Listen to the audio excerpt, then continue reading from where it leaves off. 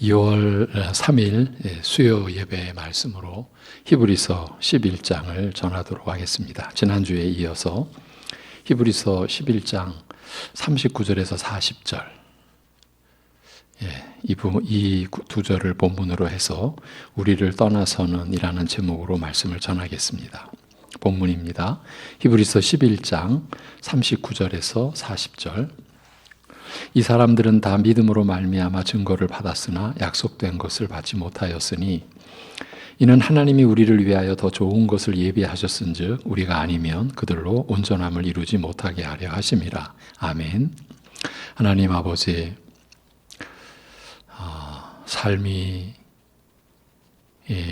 늘 뜻한 대로 또 아니면 바라는 대로 되지 않고 이 세상도 지난 날을 돌아봐도 또 앞으로를 바라봐도 어찌 될지 알 수 없는 이러한 가운데서 무엇보다도 믿음이 혼란스럽고 말씀을 우리가 받고 믿는 그 자체도 질서보다는 오히려 더 무질서한 그러한 상황을 우리가 느끼기에 오늘과 같이 이렇게 우리에게 허락된 말씀을 받을 때에 성령님을 간절히 구하고 의지하오니 우리에게 참으로 말씀을 바르게 알고 그래야 우리가 바르게 믿음을 가질 수 있게 은혜를 베풀어 주옵소서. 그리고 말씀에 근거한 믿음에 서서 흔들리지 않고 좌우로 치우치지 않고 또는 곁눈질하지 않도록 그래야 우리가 믿음에 굳게 서서 감사함을 넘치게 하며 살아갈 수 있게 하여 주옵소서. 예수님의 이름으로 기도합니다. 아멘. 본문을 직역으로 들려드리겠습니다. 이들은 모두 믿음을 통하여 증거를 받았을 뿐 약속을 받지 못하였으니 이는 하나님께서 우리에 대하여 더 나은 것을 예비하사 우리를 떠나서는 저희로 완전함에 이르지 못하게 하려 하심이라. 아멘. 히브리서 11장 마지막 부분을 설교하면서 11장 전체의 흐름을 간략하게나마 정리하는 것이 도움이 되리라 여겨집니다. 옛 선진들이 보지 못하고 바라는 것들에 대하여 믿음으로 증거받아온 사실을 알리는 것으로 시작합니다만 지금은 보지 못하는 것들, 아직 손에 쥐어 소유하지 못한 채 멀리서 바라고 기다리는 것들에 대하여 과거 선진들이 믿음으로 증거받으며 누려온 것에 대하여 말하고자 하는 것입니다. 믿음의 이런 특별한 기능, 아직 손에 쥐지 못한 채 바라고 기다리는 것에 대하여 증거하는 것을 믿음으로 받아들임으로써 그것을 누리게 하는 이 기이한 기능에 대하여 예를 들어 설명하되 믿음으로 모든 세계가 하나님의 말씀으로 지어진 줄을 우리가 아나니 보이는 것은 나타난 것으로 말미암아 된 것이 아니니라고 합니다. 히브리서 11장 앞부분이죠. 우선 세계와 그 역사가 하나님의 말씀에 의하여 창조되었다는 것은 나타나 보이지 않는 것들로 말미암은 것이 보이는 것이 되었다는 것을 뜻합니다. 세계와 그 역사는 보이는 것, 즉 우리가 보고 경험하는 것이지만 이것이 하나님의 말씀으로 창조되었다라는 사실은 나타나 보이는 영역에 속한 것이 아니요 그 영역을 넘어서는 것이기 때문입니다. 이처럼 나타나 드러나지 않는 것들, 곧 나타나 보이는 것 너머에 있는 것들로 말미암는 것이 보이는 것이 된 이 사실을 우리는 바로 믿음으로 파악한다고 말합니다. 그렇게 고백합니다. 나타나 보이지 않는 것들로 말미암아 보이는 세계가 존재하게 된 이 신비를 우리는 오직 믿음으로 깨닫고 이해한다는 뜻입니다. 세계가, 만물이 하나님의 말씀으로 창조되었다는 사실은 신비로울 뿐 아니라 사람을 포함하여 모든 존재의 토대와 기반일 뿐 아니라 모든 사고와 행동의 바탕과 출발점인 만큼 극히 중요한 진리이기도 합니다. 이런 중대한 진리를 믿음으로 알게 되는 것입니다. 믿음이라는 것이 이처럼 기이한 것입니다. 히브리서 11장이 믿음의 이러한 기이함을 우리에게 알려주는 내용으로 이렇게 시작이 되는 거죠. 달리 말하면 하나님께서는 우리의 믿음을 통하여 이런 기이한 일을 행하시는 것입니다. 우리 믿음 자체가 이런 능력을 가졌기 때문이라기보다 하나님께서 우리의 믿음을 통하여 이렇게 역사하시는 것입니다. 우리가 이 부분도 앞에서 다 살폈던 내용인데, 우리의 믿음에 어떤 능력이 있다 이런 식으로 나아가는 것은 그 능력의 주체 되신 주님으로부터 또 멀어져가는 아주 교묘한 어떤 그 함정일 수 있다는 것 늘 우리가 인식하고 있어야 할 것입니다. 여러분, 우리에게는 그런 게 없습니다. 근데 우리는 갖고 싶은 거죠. 2절, 우리도 저희와 같이 복음 전함을 받았으나 들은 바 말씀이 저희에게 유익되지 못한 것은 들은 자들과 더불어 저희가 믿음으로 함께하지 아니하였기 때문이라 이미 믿는 우리들은 그 안식에 들어가는도다. 히브리서 4장 2절 3절 이렇게 한 말씀에 담긴 깊은 뜻을 여기에서 다시 한번 음미하게 됩니다. 아직 보지 못하고 바라는 것들에 대하여 과거 선진들이 이런 믿음으로 증거를 얻게 된 대표적인 예들을 설명하면서 아벨로부터 이스라엘 역사의 종말에 이르기까지 믿음의 역사를 서술한 것이 바로 히브리서 11장의 내용입니다. 아벨로부터 이스라엘의 역사의 종말에 이르기까지 그 믿음의 역사를 서술한 것이 히브리서 11장입니다. 아담의 범죄로 말미암아 죄와 죽음의 형벌 아래 처하게 되었으나 아벨은 죄인을 위하여 마련하신 은혜를 따라 믿음으로 진정한 제사를 드림으로써 의로운 자라 하시는 증거를 얻었다고 말합니다. 먼 훗날 그리스도께서 드리실 제사의 은혜, 아직은 그 성취를 멀리서 내다보고 바라고 기다릴 수밖에 없는 은혜에 대하여 증거받고 누리는 일이 이렇게 믿음을 통하여 이루어진 것입니다. 이것이 믿음의 기이함이라는 거죠. 형 가인에게 살해당함으로써 아벨의 생애는 허무하게 끝난 듯 하였으나 실제로는 죽은 후에도 그의 믿음을 통하여 여전히 힘있게 말하고 있었으며 하나님께서 아벨 대신 세우신 셋의 혈통에서 비로소 하나님의 이름을 불러 예배하는 에노스가 태어났으며 이 경건한 혈통의 역사는 300년 동안 이 땅에서 살아가면서 하나님과 함께 동행하다가 육체의 죽음을 보지 않고 들리온 에녹에게서 절정에 이르게 되었습니다. 사람이 세상 속에서 살아가면서도 하나님과 함께 동행하는 것이 가능하며 심지어 죽음의 저주와 형벌을 보지 않고 넘어선 이런 기이한 일 역시 믿음으로 경험한 것이었습니다. 이렇게만 말하면 마치 셋 계통은 죄의 영향에서 완전히 벗어나 온전히 경건한 삶을 산 것처럼 오해하기 쉽습니다만 하나님의 자녀로 구별된 이 혈통마저 시간이 흐르면서 성적으로 문란하고 폭력을 휘두름으로써 그들 안에 깊이 감추어진 부패한 성품을 드러내었습니다. 에녹의 경건한 모습은 저절로 손쉽게 이루어진 것이 아니라 이런 부패한 성품을 지닌 인간에게서 하나님께서 이루신 기적이었던 것입니다. 이적이었던 것입니다. 사람이 돌이킬 수 없이 타락하여 평생 동안 마음에서 오직 악을 쏟아낼 뿐임을 보시고 하나님께서는 모든 생물을 홍수로 멸하시면서 오직 노아 한 사람의 가정만 구원하셨습니다. 노아는 은총을 입었다고 적고 있습니다만 다른 사람들과 같이 똑같이 부패한 자임에도 구별하여 구원하신 것을 두고 한 말이며 홍수 심판에 담긴 이런 은혜로운 뜻은 홍수 후에 저희와 언약을 맺으시면서 저희의 부패한 성품에도 불구하고 다시 물로 심판하지 않으실 것이며 땅이 존속하는 한 그 질서를 유지하실 것을 약속하신 일에서 잘 드러납니다. 지금 이 자연의 질서, 이것이 유지되는 것이 바로 이 언약에서 노아에게 내리신 이 노아 언약에서 비롯된 것이다라는 것이죠. 한편으로는 죄를 죄대로 갚지 않으시고 마지막 날까지 심판을 미루시면서 사람으로 땅에서 계속 존속하게 하실 뜻을 밝히시는 것과 아울러 부패한 인간을 자기 백성으로 삼으시며 친히 그들의 하나님이 되어주시는 언약의 은혜를 또한 약속하셨습니다. 이 약속은 하나님께서 아브라함을 불러 그를 통하여 큰 나라를 세우시고 그 나라를 통하여 땅의 모든 민족들로 축복받게 하실 것이라는 약속으로 더욱 구체화되었습니다.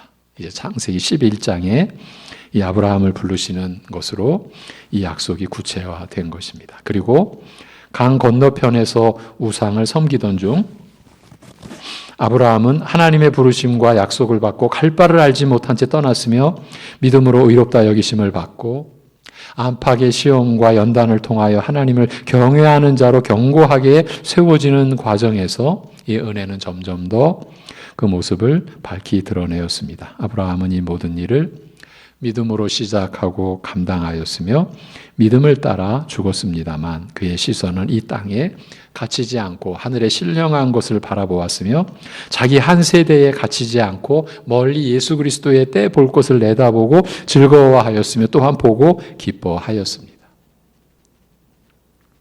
아브라함, 이삭, 야곱, 요셉 4대에 걸쳐 이 약속의 성취를 바라고 기다리던 중 때가 되자 하나님께서 모세를 보내어 이스라엘을 애굽에서 약속의 땅 가나안으로 인도하게 하셨습니다. 애굽의 장자를 쳐 그 기력의 시작을 꺾으신 6월절 밤에 이스라엘로 하여금 어린 양의 피를 문에 바르게 하심으로써 저희를 애굽의 얽매임에서 구하시는 일에 담긴 뜻이 참으로 깊은 것임을 알리셨어요. 어린 양의 피를 문에 바르게 하심으로써. 그래서 저희를 애굽의 얽매임에서 구하시는 일에 담긴 뜻이 얼마나 깊고 참 놀라운 뜻이 담겨 있는지 그걸 알리신 것입니다. 이스라엘을 다시 노예로 삼고자 추격하던 애굽 군대를 홍해에 수장하신 일은 이스라엘을 애굽의 손아귀 위에서 완전히 벗어나게 하신 것이었습니다만 이 일은 단순히 정치적, 육적 차원의 해방과 자유가 아니라 더 깊은 차원의 자유, 즉 옛사람이 죽고 새사람으로 하나님을 섬기며 사는 영적 자유를 가리키는 것이라 하여 세례라고 고린도전서 10장 1절에서 사도 바울이 그렇게 부르고 있습니다. 세례, 옛사람이 죽고 새사람으로 하나님을 섬기며 사는 영적 자유를 그렇게 가리킨 겁니다. 광야 여행 동안 만나를 먹고 반석에서 나오는 물을 마시고서 생명을 이어간 일은 사람의 생존이 음식과 물을 먹고 마시는 것보다 먼저 하나님께서 주시는 것, 곧 그가 베푸시는 은혜에 달려 있음을 보여주었습니다. 이스라엘이 6월절이나 홍해 도하나 광야 여행을 믿음으로 경험하였다는 것은 적어도 믿음의 사람들은 이런 깊은 뜻을 어렴풋이나마 깨닫고 있었음을 의미합니다. 광야 40년 동안 연단을 받은 세대를 이끌고 가나안 땅으로 들어간 여호수아는 하나님의 명령을 따라 성을 도는 것만으로 여리고성이 무너지는 것을 경험하였으며 이로써 죄로 타락한 땅에 하나님의 거룩한 나라를 세우는 일은 사람의 힘이 아니라 오직 하나님의 능력으로만 가능하다라는 사실을 확인하였습니다. 광야 여행 중에는 사람의 생존이 음식과 물을 먹고 마시는 것보다 먼저 하나님께서 베푸시는 은혜에 달려 있음을 보여주셨고 여리고성 함락을 통하여 이 죄로 타락한 죄가 관양한 땅에 하나님의 나라를 거룩한 나라를 세우시는 일은 오직 하나님의 능력으로만 가능하다. 사람의 힘으로 될 일이 아니다. 이 사실을 확인해 준 겁니다. 여호수아가 가나안 족속을 굴복시키고 그 땅을 이스라엘에게 분배하였습니다만 이 일에 이어 약속의 땅에 하나님의 나라와 백성으로 심기운 이스라엘을 다스릴 왕이 세워지는 일은 오랜 기간에 걸쳐 많은 우여곡절 끝에 이루어졌습니다. 사사시대가 시작되면서 유다 지파가 이후 이스라엘을 이끌어갈 책임을 맡게 될 것이 알려졌습니다만 하나님의 이런 뜻이 분명히 드러나고 이루어지는 과정은 순탄치 않았습니다. 이스라엘이 타락한 가나안 족속과 벌이는 전쟁에 지친 나머지 싸우기를 포기하게 되자 하나님께서 더 이상 가나안 족속을 쫓아내지 않으시고 이스라엘로 하여금 이방 민족들의 침략과 압제에 시달리게 하셨습니다. 이스라엘은 점점 쇠퇴하다가 와해 직전에 이르렀습니다만 이런 비참하고 고통스러운 과정을 통하여 분명해진 것은 이스라엘을 다스릴 왕이 필요하다는 사실이었습니다. 이스라엘 스스로 이런 사실을 감지하였는지 사무엘에게 요구하되 주변의 열국처럼 우리를 다스릴 왕이 있어야겠노라고 하였습니다. 그러나 저희는 주변 이방 민족들을 다스리는 왕과 같은 그런 왕을 바라고 구한 요구의 위험성을 미처 깨닫지 못했습니다. 하나님의 백성이라는 자각이, 저희에게 허락된 하나님의 나라가 어떤 나라인지에 대한 분명한 깨달음이 저희에게는 없었습니다. 여러분, 오늘 우리는 어떻습니까? 우리가 사는 데 있어서 먹고 마시는 것이 생명을 유지하는 게 아니라 하나님의 은혜라는 것, 그것이 우선이라는 것에 대한 언제나 각성이 있습니까? 하나님의 나라의 이 교회가 세워지는 것이 사람의 그 무엇으로가 아니라 하나님의 능력으로만 된다라는 것을 우리가 잊지 않고 붙들고 있습니까? 이스라엘이 가나안 땅 그 죄악된 족속들과 벌이는 전쟁에 지친 나머지 싸우기를 포기하게 된 그 사실, 그래서 하나님께서 더 이상 가나안 족속을 쫓아내지 아니하시고 오히려 이방 민족들의 침략과 압제에 시달리게 했다라는 이 사실을 오늘 우리에게 교훈 삼고, 우리가 죄악의 세력과 싸우는 일을 멈췄을 때, 이 세상과 타협했을 때 일어난 일을 우리가 생각하고 있습니까? 지금 저들이 왕이 필요하다, 열국처럼 그렇게 요구했을 때 저들이 하나님의 백성이라는 그런 자각, 저에게 허락된 하나님의 나라가 어떤 나라인지에 대한 분명한 깨달음이 없었다고 했는데 과연 우리는 지금 있습니까? 우리의 왕은 누구십니까? 여러분, 이런 백성과 나라를 다스리는 통치자가 어떠해야 하는지 그 당시 이스라엘 백성들은 전혀 알지 못했습니다. 이들의 요구에 따라 세워진 사울 왕은 하나님을 순종할 수 없다라는 사실이 점점 분명해졌습니다. 세상 나라를 다스리는 왕을 선망하여 그런 왕을 구하였으니 당연한 결과였습니다. 하나님께서는 이런 사울 왕을 패하시고, 여러분, 사울 왕이 패하여지는 과정을 사무엘상을 통해서 보시면 여러분 느끼실 겁니다. 어떻게 이런 일이, 과연 이게 하나님 나라인가? 그렇죠? 결국 패하시고 그의 마음에 합한 왕, 곧 하나님의 백성 이스라엘을 하나님의 뜻에 따라 다스릴 왕 다윗을 세우시니 그가 용사로 나서자 이스라엘을 대적의 손에서 구하여 내고 주변 민족들을 복속케 하여 이스라엘로 안식을 누리게 하였습니다. 그러니까 다윗이 가는 곳마다 하나님께서 승리 있게 하셨어요. 하나님께서는 이런 다윗에게 약속하시되 장차 그의 후손으로 하나님의 성전을 건축하게 할 것이며 하나님께서는 그의 위와 나라를 영원하게 하리라고 하셨습니다. 그 유명한 사무엘하 7장의 다윗과의 언약, 그 내용입니다. 나단 선지자로 하여금 이 언약을 다윗에게 선포케 하시고, 그러자 다윗은 이제 이 언약의 말씀을 붙들고 기도하는 내용이 사무엘하 7장이죠. 다윗이 하나님을 위하여 안식의 처소를 건축하려 하였으나 하나님께서는 아직 때가 아니라 하시고, 즉 하나님의 일은 다 끝나지 않았음을 알리시고 장차 다윗의 후손을 일으켜 그로 하여금 하나님의 모든 뜻을 다 이루어 진정 하나님으로 안식해야 할 처소를 짓게 하실 것이며 그에게 다윗의 위 곧 하나님 백성 이스라엘을 다스리는 왕권을 주어 그 왕위의 나라가 영원하게 하실 것이라고 하신 것입니다.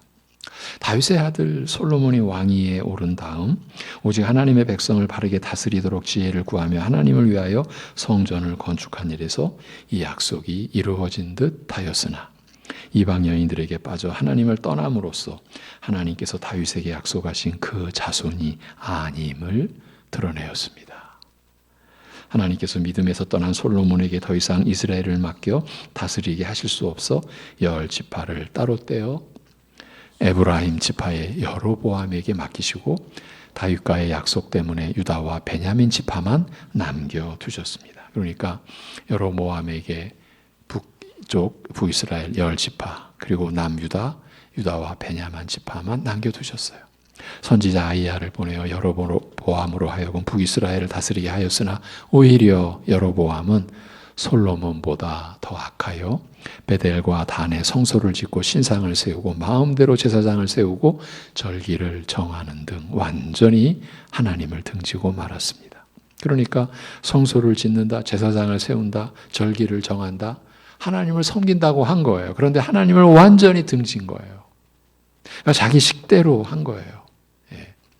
이후 이런 불행한 결과를 염려하며 하나님의 뜻을 쫓으려 한 경건한 왕들이 간혹 없지 않았으나 대세는 이미 결정되어 남북 이스라엘이 다 같이 불신앙과 죄악을 고집하다가 이방 민족에게 포로로 끌려가 열국 중에 흩어지고 말았습니다.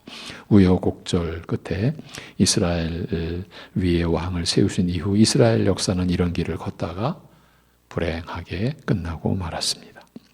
이스라엘이 하나님을 떠나 그 악한 뜻을 쫓고자 할 때 하나님께서는 부지런히 선지자들을 보내어 책망하시고 권하셨으니 저희는 돌이키지 않았습니다.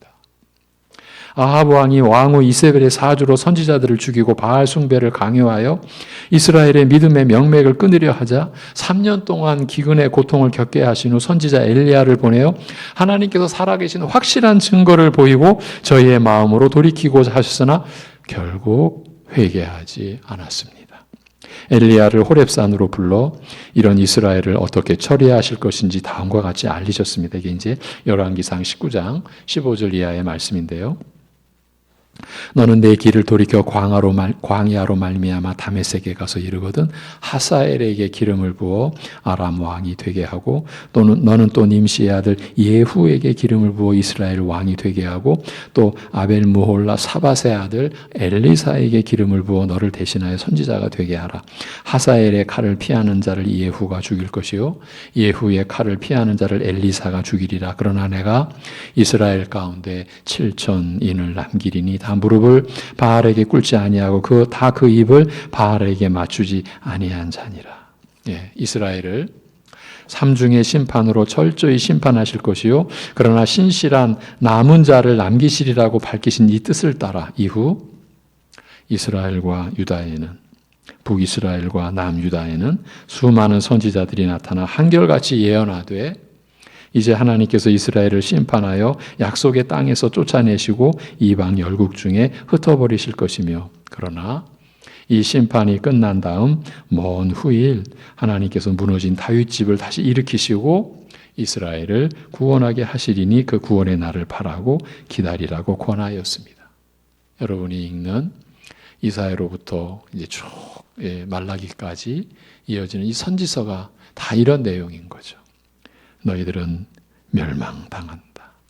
하나님의 심판으로 약속의 땅에서 쫓겨나 이방 열국 중에 흩어질 것이다. 그러나 이 심판이 끝난 다음 먼 후일 하나님께서 무너진 다윗집을 다시 일으키시고 이스라엘을 구원하게 하시리니 그 날을, 그 구원의 날을 바라라, 기다리라 이렇게 선포한 것입니다. 다윗과 사무엘 그리고 선지자들이라고 한 이 짤막한 말에 담긴 내용을 정리하면 대충 이렇게 말할 수 있습니다만 이스라엘의 왕이 세워진 이후 믿음의 사람들이 겪은 일이 어떤 것인지 히브리서는 이렇게 적고 있습니다. 저희가 믿음으로 나라들을 이기기도 하며 의를 행하기도 하며 약속을 받기도 하며 사자들의 입을 막기도 하며 불의 세력을 멸하기도 하며 칼날을 피하기도 하며 연약한 가운데서 강하게 되기도 하며 전쟁에 용맹되어 이방 사람들의 진을 물리치기도 하며 여자들은 자기의 죽은 자를 부활로 받기도 하며 또 어떤 이들은 더 좋은 부활을 얻고자 하여 악형을 받되 구차히 면하지 아니하였으며 또 어떤 이들은 희롱과 채찍질 뿐 아니라 결박과 옥에 갇히는 시험도 받았으며 돌로 치는 것과 톱으로 켜는 것과 시험과 칼에 죽은 것을 당하고 양과 염소의 가죽을 입고 유리하여 궁핍과 환난과 학대를 받았으니 이런 사람은 세상이 감당치 못하도다. 저희가 광야와 산중과 아멸과 토굴에 유리하였느니라. 아멘. 히브리서 11장 33절부터 38절 오늘 본문 39절 앞까지의 내용입니다. 다윗에게서 밝은 전망으로 시작된 이후 점점 쇠퇴하여 멸망으로 마감한 이스라엘 이 왕국사 가운데서 똑같이 믿음으로 경험한 일들임에도 두 가지로 그 성격이 뚜렷하게 구별되는 것을 볼 수 있습니다.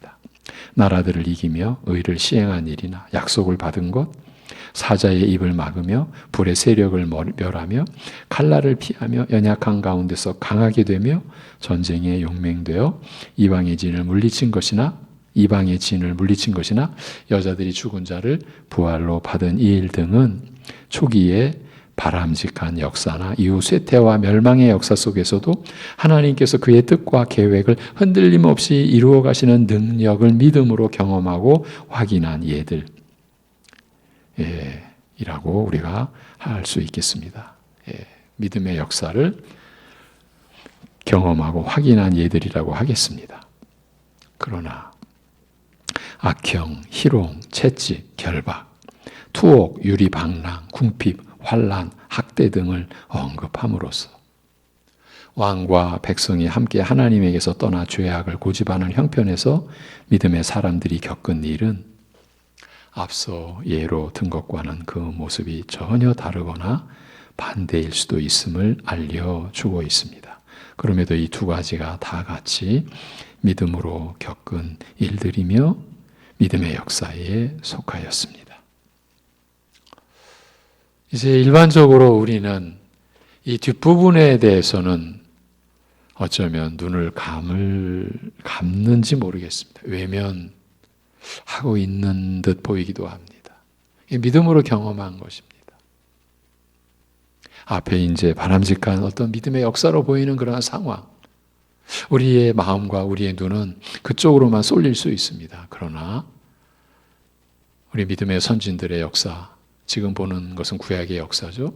구약의 역사에서는 그런 믿음으로 경험한, 하나님의 능력을 경험한, 그리고 그런 사실을 확인해 주는 예들도 분명히 있었지만, 그러나 이름 없이, 그야말로 빛도 없이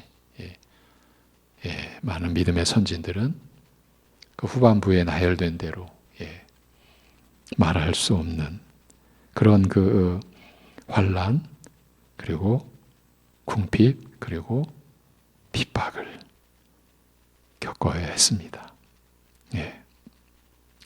이 두 가지가 다 같이 믿음으로 겪은 일들이며 믿음의 역사에 속하였습니다. 사실 따지고 보면 아브라함 이후 하나님의 백성은 언제나 이 두 가지를 함께 겪어왔으며 다만 정도와 모양만 다를 뿐이었습니다. 그런 중에도 항상 궁극적인 것, 하늘의 본향, 장차 올 더 나은 것, 완전한 것을 바라고 기다렸습니다. 히브리서 기자는 특히 아브라함의 믿음을 통해서 이 사실을 아주 긴 내용을 제시하면서, 히브리서 11장 안에서는 굉장히 긴 내용이죠. 아벨서부터, 그러니까 창초부터 이스라엘 역사의 종말에까지 히브리서 11장에 다 담고 있지 않습니까? 그러니까 구약 창세기 3장부터 말라기 끝까지를 오늘 우리가 아주 간단하게지만 그 역사를 우리가 오늘 다 개괄한 것 아닙니까? 그러한 가운데서 참 긴 내용을 히브리서 기자는 할애해서 아브라함의 믿음의 내용 중 항상 궁극적인 것, 하늘의 본향, 완전한 것, 장차 올 더 나은 것을 바라고 기다린 그 믿음을 보여주었어요. 39절, 40절, 이들은 모두 믿음을 통하여 증거를 받았을 뿐 약속을 받지 못하였으니 이는 하나님께서 우리에 대하여 더 나은 것을 예비하사 우리를 떠나서는 저희로 완전함에 이르지 못하게 하려 하심이라고 말합니다. 사실은 엄청난 진술입니다. 아벨로부터 이스라엘에 이르기까지 옛 선진들이 믿음으로 살아온 모습에서 믿음으로 사는 것이 무엇인지 찾고자 그 길고 긴 역사를 더듬어 하나하나 예를 들어가며 설명하였습니다. 흘낏 스쳐 지나가기 쉬운 인물과 일들 안에 얼마나 깊고 은혜로운 뜻이 감춰져 있는지 밝힌 내용에서 옛 선진들이 믿음으로 경험한 것이 오늘과 다를 바가 없으며 오히려 유례 없는 은혜의 시대를 살면서도, 우리 신약 시대 유례 없는 이 은혜의 시대를 살면서도 은혜를 경험하는 데 있어서 그 깊이가 참으로 얕은 우리로 하여금 부끄럽게 한다라는 느낌을 받습니다. 그렇지 않습니까? 우리가 히브리서를 보아오면서 또 히브리서 11장에 들어와서 우리 자신을 치는 부끄러움 우리가 다 느꼈지 않습니까?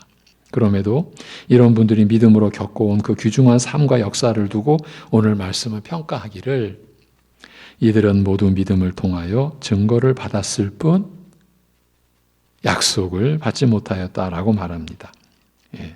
그러니까 약속의 성취를 받지 못했다.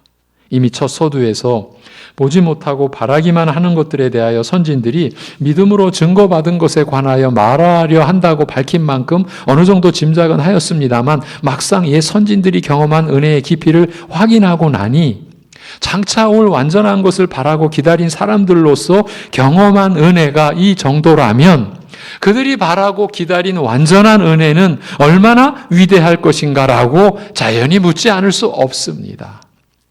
이런 우리를 더욱 놀라게 할 셈인지 오늘 말씀은 이는 하나님께서 우리에 대하여 더 나은 것을 예비하사 우리를 떠나서는 저희로 이 구약의 믿음의 선진들로 완전함에 이르지 못하게 하려 하심이라고 덧붙이고 있는 겁니다. 그리스도로 말미암아 우리에게서 이루어진 이 완전한 은혜는 지금 우리는 완전한 은혜가 이루어진 시대를 살고 있습니다. 그리스도로 말미암아 우리에게서 이루어진 이 완전한 은혜는 단순히 이전보다 더 나은 정도가 아니라 이 은혜가 없이는 그들이 옛 선진들이 믿고 바라고 경험한 모든 것이 결코 완전에 이를 수 없었다. 우리가 경험하게 된 이 그리스도의 은혜가 있고서야 비로소 옛 선진들의 믿음도 소망도 그들이 겪은 모든 일, 하나님의 능력과 환난과 고난도 비로소 온전해질 수 있다라는 뜻입니다. 여러분 참 놀랍지 않습니까? 그러니까 그리스도로 말미암아 이루어진 이 완전한 은혜, 이것이 단순히 이전보다 더 나은 그 정도가 아니라 이 은혜가 없이는 그토록 그 오랜 장구한 세월 동안 믿고 바라고 경험한 모든 것이 그 그리스도로 말미암아 이루어진 완전한 은혜가 없이는 저들이 완전히 이룰 수 없었다. 우리가 경험하게 된 이 그리스도의 은혜가 있고서야 비로소 이 선진들의 믿음, 소망, 그들이 겪은 모든 환난과 고난도 비로소 온전해질 수 있다. 이 뜻인 것이에요. 여러분, 우리가 받은 이 완전한 은혜에 대하여 우리가 얼만큼 알고 있습니까? 우리의 생애 동안 풀어가야 되죠. 그래서 빌립보서에서 바울 사도가 육체로 신뢰하는 모든 것들, 나를 세울 모든 것들 그걸 다 배설물로 여기고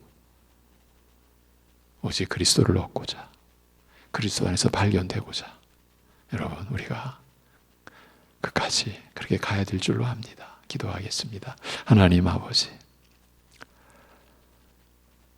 장차 올 완전한 것, 아직은 약속을 받지 못한 그러한 상황에서 믿음으로 증거받은 것을 바라고 기다린 그것,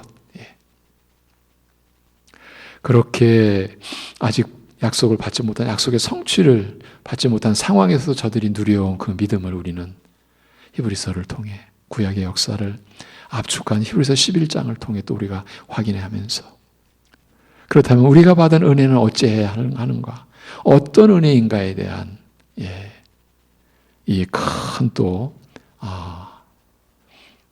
하나님의 이 말씀을 우리가 책망과 함께 그렇게 은혜를 깊이 경험하지 못하는 우리의 연약함과 악함을 또 오늘 말씀을 통해서도 깊이 찔러주시고 우리를 각성케 하실 자리로 우리를 붙들어 인도하여 주시는 은혜를 감사합니다. 그러기에 더 구하옵나니 우리에게 하나님의 말씀이 더욱 열려지고 깨달아지고 엠마오로 가는 두 제자에게 부활하신 주님이 함께 동행하시며 그들에게 그 말씀을, 약속의 말씀을 풀어주셔서 저들의 눈이 뜨이고 저들의 마음이 밝아진 것처럼 우리에게도 그러한 역사를 성령으로 말하며 우리에게 허락하여 주셔서 우리가 참으로 말씀을 통해서 하나님을 향한 참으로 간절한 소망과 참 우리 구약의 믿음의 선지들이 그렇게 바라고 기다려온 것이 그리스도로 말미암아 온전히 이루어진 가운데서 사는 우리이기에 우리가 받은 은혜가 있어야 우리 믿음의 선진들의 그 모든 소망과 환난도 비로소 온전해질 수 있는 이러한 하나님의 섭리 속에서 우리가 받아 누려야 될 은혜의 규모가 어떠한지를 우리가 말씀을 통해서 깨닫게 하시고 그것을 우리가 소망하고 바라게 하시고 실제로 우리가 누리며 그래서 이 세상에 진정 믿음으로 인한 생명의 빛, 영원한 소망의 빛, 무엇보다 하나님의 영광을 나타낼 그 빛을 나타낼 하나님의 사람들로 우리가 서갈 수 있는 은혜를 허락하여 주옵소서. 하나님 아버지, 말씀에 대한 간절함이 꺾이지 않게 하여 주옵소서. 이쯤 됐다라고 하는 그런 것이 있을 수 없다는 것을 우리의 평생, 그리하여 우리는 언제나 할 일이 있는, 할 일 없는, 안일한, 방종한, 아니면은 이제 할 일이 다 끝나요, 살 의미가 없는 그런 일은 있을 수가 없는, 연배와 나이와 상관없이 하나님의 은혜를 더 구하고 사모하는 그러한 교회로, 그러한 성도들로 우리가 서갈 수 있는 은혜를 허락하여 주시옵소서. 모든 것을 주님께 의탁하오며 우리 주 예수 그리스도의 이름으로 감사하며 기도하옵나이다. 아멘.